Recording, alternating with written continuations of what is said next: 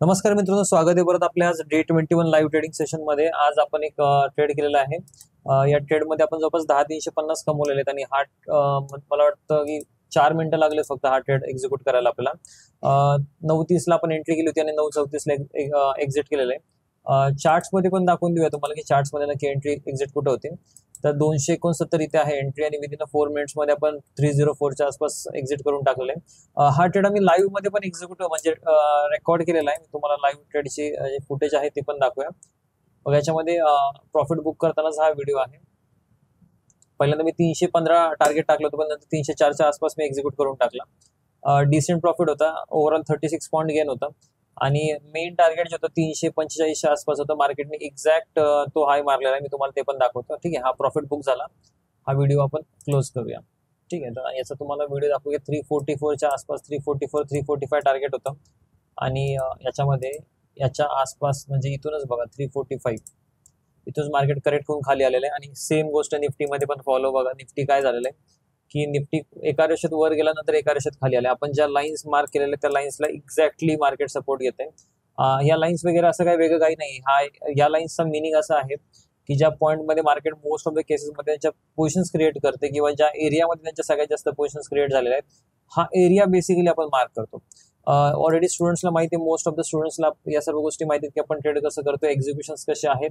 आणि सगळ्यात महत्त्वाचं म्हणजे काय की मी जे शिकवतोय क्लासमध्ये ॲज इट इज सेम एक्झिक्युशन्स आहेत. एक्झिक्युशन्समध्ये काहीच फरक नाही आहे. आणि एक सगळ्यात महत्त्वाची गोष्ट काय बघा, मोस्ट ऑफ द लोक जे लॉस करतात त्या लोकांसाठी मी मुद्दाम हे सेशन्स म्हणजे सिरीज बनवली होती की 21 डेजमध्ये कंटिन्युअस बेसिसवर प्रॉफिट बनवू शकतो. यामध्ये बघायला गेलं माझा रूल बेसिसवर एक पण दिवस लॉस नव्हता. फक्त ज्यावेळेस मी 2 वेळेस रूल ब्रेक केले, 2 ते 3 वेळेस, त्यावेळेसच लॉस आहे.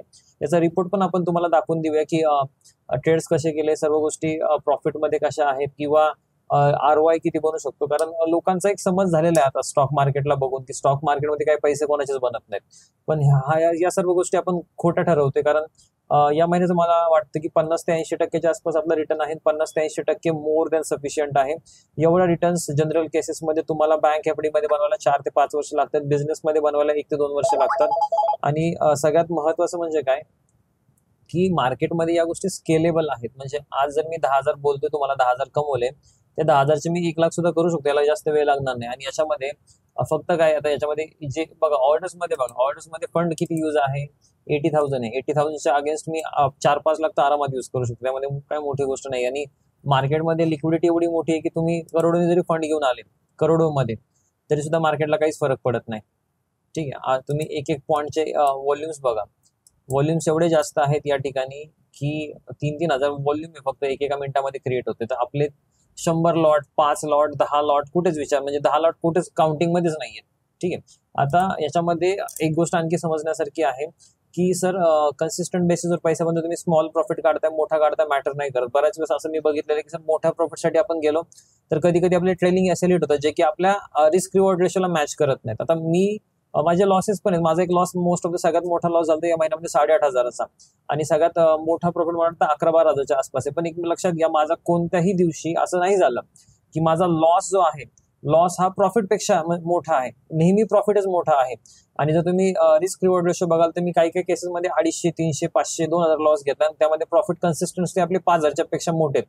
म्हणजे रिस्क रिवॉर्ड रेशो पण खूप चांगला मॅनेज केलेला आहे. तर ह्या सर्व गोष्टी बऱ्याच लोकांवर सर ऑप्शन्स खूप जास्त फॉलिंग साईडमध्ये आहेत, टाइम डिके आहे, सगळे प्रॉब्लेम सांगतात. पण एक लक्षात घ्या, तुम्ही डिसिप्लिन कधी सांगत नाही. तुम्ही याच्यामध्ये हे जे टॉप आणि बॉटम का फॉर्मेशन बनतात ते याच्यावर तुम्ही लक्ष द्यायला पाहिजे. मार्केट असं काय झालं असेल या ठिकाणी की सरांनी हे सांगितलं होतं 344 किंवा या पॉईंटमध्ये मार्केट इथूनच खाली पडते. या सर्व गोष्टींचं एक मिनिंग आहे, एक रिझन आहे. तुम्ही बॅकग्राऊंडला स्टडी स्टार्ट करा, ऑप्शन चेनचा स्टडी स्टार्ट करा.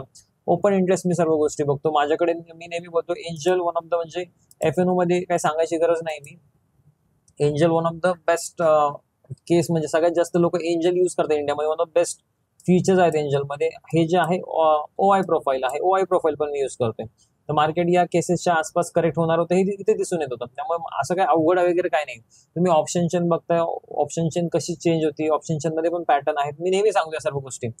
तर बऱ्याच लोकांना वाटतं की यार नाही बनू शकत ऑप्शन मध्ये पैसा, इव्हन रिपोर्ट्स पण ते सांगतात. पण मला एक सांगा, बाकीचे 7% लोक कुठे आहेत जे FNO मध्ये प्रॉफिट करतात? ते लोक कधी समोर येत नाहीत, किंवा ते लोक कधी समोर त्यांचे शेअर करत नाहीत. त्यामुळे प्रॉब्लेम आहे की सगळ्यांच्या मनामध्ये हा गैरसमज बसलेला आहे. पण मी त्यामुळे म्हणलं की हा समज, ही थिंकिंग आपण लोकांच्या मनातून बाहेर काढूया की हा FNO मध्ये प्रॉफिट बनतो आणि FNO मध्ये कन्सिस्टन्सी बनतो. जर मी तुम्हाला ह्या सर्व गोष्टी तुम्हाला दाखवून देतो, बघा इथे पण दिसते की 10,350 आहे. बऱ्याच लोकांना वाटतं एडिटेड वगैरे असेल, तर तुम्हाला जे वाटायचं वाटून देऊ द्या, कारण मी म्हणलं की तुम्हाला समजच नाहीये मार्केटची, तेच लोक असं बोलतात. अदरवाईज तर मी होतो ऑप्शन चेन, प्राइस ऍक्शन, टेक्निकल्सनीच पैसा बनतो, याच्याशिवाय वेगळं काहीच नाहीये.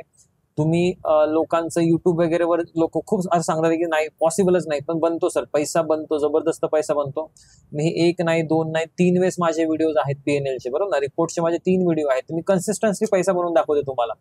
तर फक्त काय एक लक्षात घ्या की डोक्यामध्ये हवा नाही गेली पाहिजे. डोक्यामध्ये फास्ट तुम्ही, बऱ्याच लोकांना असं वाटतं की अरे मी आज एवढे कमवले, मी जॉब सोडतो, जॉब सोडल्यानंतर मी एवढे पैसे कमवेल, असं नाही होणार आहे.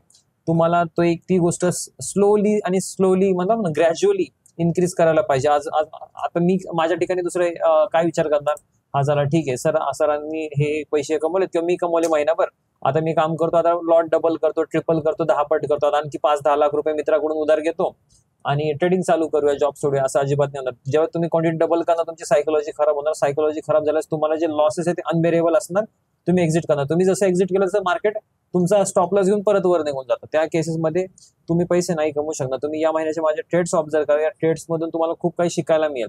काही काही ठिकाणी बघा, मी 1-1 तास ट्रेड होल्ड केलेला आहे, पण मी माझ्या रूल नुसार एक्झिट करतो. माझा रूल जर म्हणतो एक्झिट करतो, एक्झिट करणार. माझा रूल जर म्हणतो थांब, तर थांबणार. माझा रूल म्हणतो प्रॉफिट बुक कर, प्रॉफिट बुक करणार. अशा गोष्टीमुळेच, रूल फॉलो केल्यामुळे, सायकोलॉजीमुळे आणि डिसिप्लिनमुळे प्रॉफिट बनतो, लक्षात घ्या. मी एक्झिट 304 ला केले, आता तो प्रीमियम 155 चालू आहे. तर आज पण जर मी म्हणलं असतं की नाही यार आपण आणखी होल्ड करूया, तर मला मे बी एंड अप झालं असतं या लॉसेसमध्ये, किंवा मला इथे एक्झिट करावं लागलं असतं कुठेतरी, किंवा याच्या आसपास. तर ठीक आहे, मी नेहमी म्हणतो मला क्विक प्रॉफिट पाहिजे, मला जास्त वेळ थांबायचं नाही. मी प्रॉफिट बुक केलेला आहे. मला वाटतं 9:45 माझा ट्रेड संपलेला आहे. ठीक आहे, हा 9:30 ला संपलेला आहे. मी 2 तास आराम केला, माझी बाकीची कामं केली. ठीक आहे, तर थोडंसं माइंडला रिलॅक्सेशन पण मिळतं.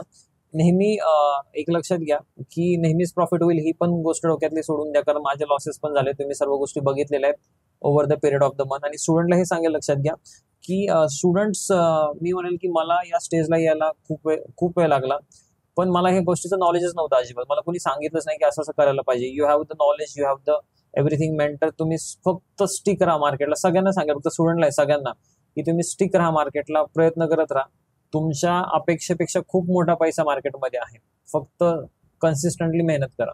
तर आजच्या व्हिडिओमध्ये एवढंच. Thank you so much.